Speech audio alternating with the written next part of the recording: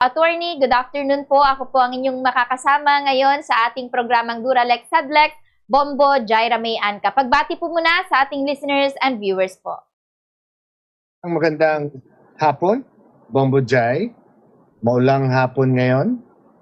Ganun din sa ating mga tagapanood sa Bombo Radio Facebook Live on Digital.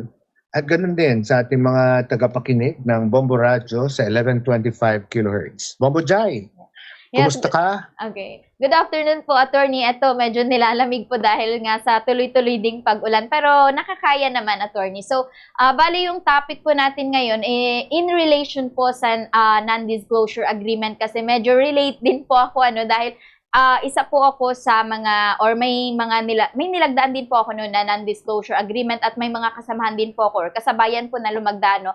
Pero, bale, ito po yung sitwasyon, Attorney, So, isa po kasing empleyado yung pinagkatiwalaan ng isang sensitive file ng kanila pong kumpanya at nakapaloob po dito yung mga personal at sensitibong impormasyon tungkol po sa isang tao na kapag kumalat, maaari pong makasira sa kanyang reputasyon, trabaho at maging sa personal po niyang buhay. So, bago po niya natanggap yung file, pumirma po siya ng non-disclosure agreement. Attorney, para lang po malaman, ano po ba itong non-disclosure agreement o NDA at ano po yung mga legal na obligasyon ng isang taong pumirma rito po?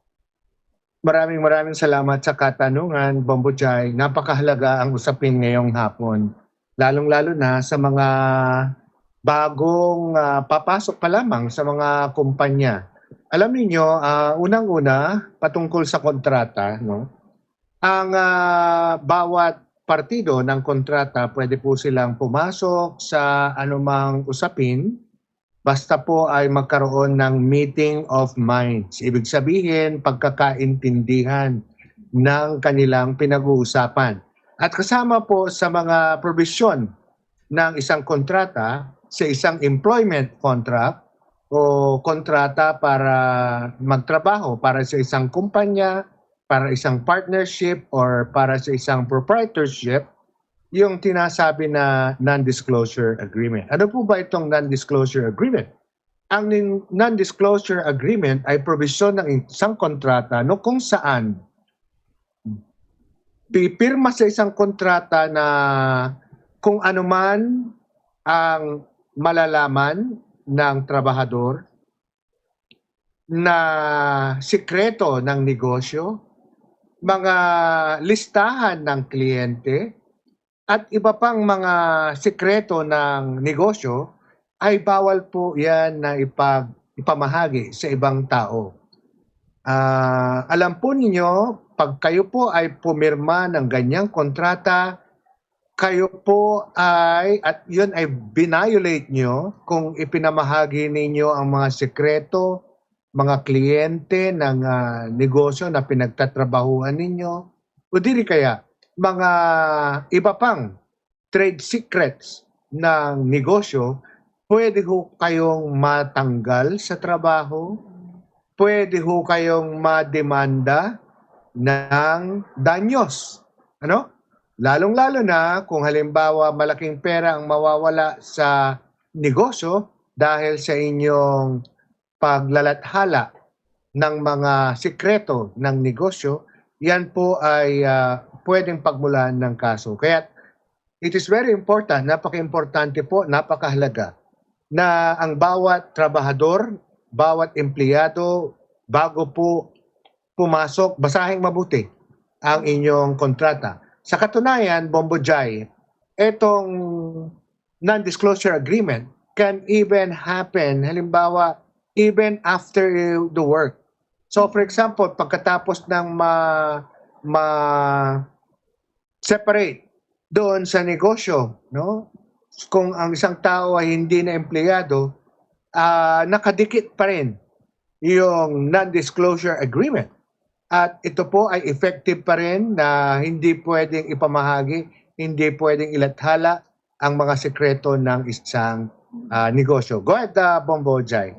Attorney, paano po kung sinabi po nung nagpakalat ng isa pong lumabag sa NDA, paano po kung nung tinanong po siya, sabi po niya, wala naman daw po siyang masamang intensyon. Sinabi lang naman daw, or pinagsabi lang naman daw po niya yung information na yun sa mga pinagkakatiwalaan ko. Parang valid po bang rason yun para ma-consider po yun na, or kung sasabihin ng taong nagpakalat na wala po siyang masamang intensyon at nag-share lang siya, maaari po ba itong maging depensa laban po sa paglabag sa NDA po? Bombo, Jai, malinaw sa ating batas, no? Na ang tinatawag na pag pumasok ka sa isang kontrata at ito ay base sa usapan at ito ay pinagsasabi mo, yan po ay ipinagbabawal at pwede kang demanda, matanggal sa trabaho. Go ahead, Bombo Jai. Okay po.